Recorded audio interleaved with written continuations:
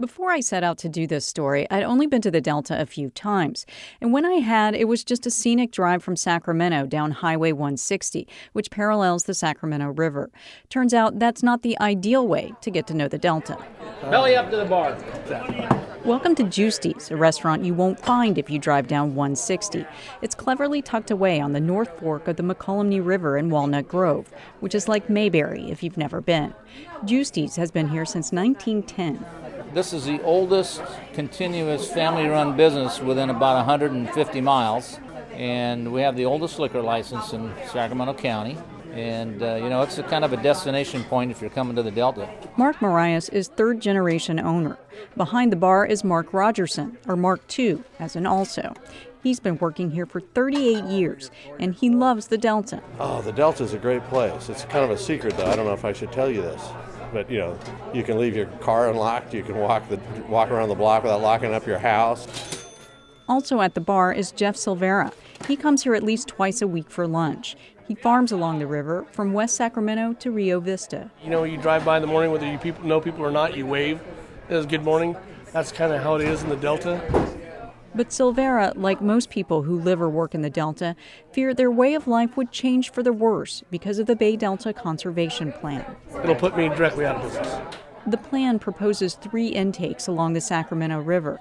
Building the two 30-mile-long, 40-foot diameter tunnels would affect 81 structures and temporarily or permanently affect more than 5,500 acres of private land. And it will take years. I won't be able to move machinery up and down the river any longer. All the hay that we do on that side of the river will be gone. Down the road from Juicy's, in the middle of downtown Walnut Grove, Joe Enos sells real estate. When asked about the tunnels, he puts it pretty bluntly. They scare the hell out of people because it affects the real estate market. I can't sell anything with land no one wants to buy. You don't have to go very far or stay very long in the Delta to hear similar sentiment. I'm Ron Grimes, and I've lived in the Delta now for more than 10 years. And I'm absolutely opposed to the tunnels. Grimes sits on a friend's houseboat at the Spindrift Marina in Isleton. He lives on a boat and restores old ones. The waterways are beautiful. This stretch of the river here obviously of the San Joaquin is very beautiful. Living on the river and being able to get in your little boat and go putting around, knocking around, it's great recreation. It's a lot of fun.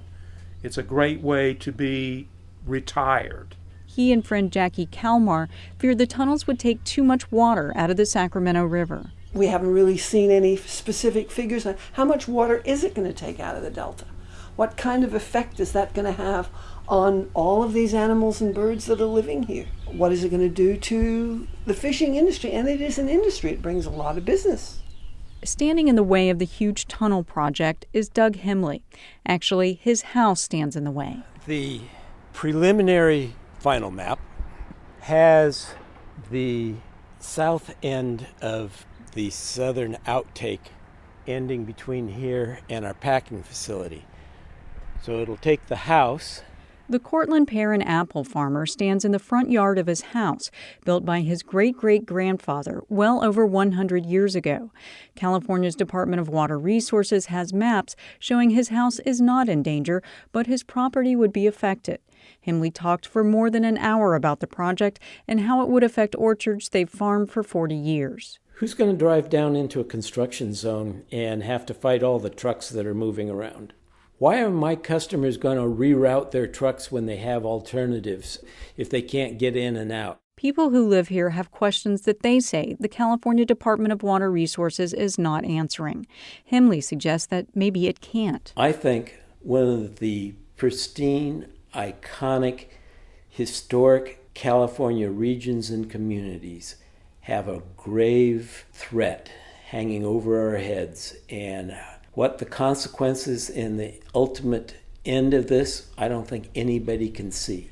The rivers, waterways, and farms may define the Delta, but so do its people. No one, not even supporters of the tunnels, deny that they'll be affected the most.